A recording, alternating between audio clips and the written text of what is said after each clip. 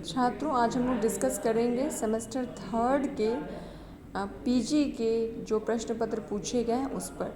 तो 10 से लेकर के 14 पेपर्स 10, 11, 12, 13 और 14 5 पत्र आपको पढ़ने हैं और उन सबको हम लोग इस वीडियो में चर्चा करेंगे कि कौन कौन से प्रश्न पूछे गए हैं। सबसे पहले आइए, पहला प्रश्न जो है वह है जिसमें से आपको 3 प्रश्नों के उत्तर देने हैं। यह है, साकेत के आधार पर उर्मिला का शील निरूपण करें।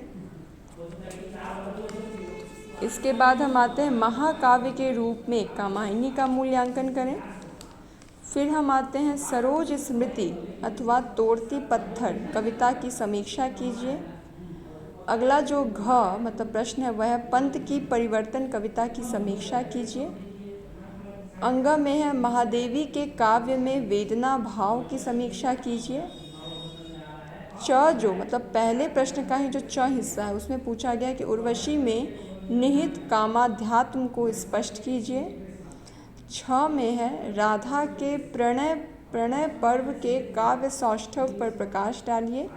और जो है उसमें उत्तर छायावाद के प्रतिनिधि कवि के रूप में गोपाल सिंह नेपाली का मूल्यांकन कीजिए।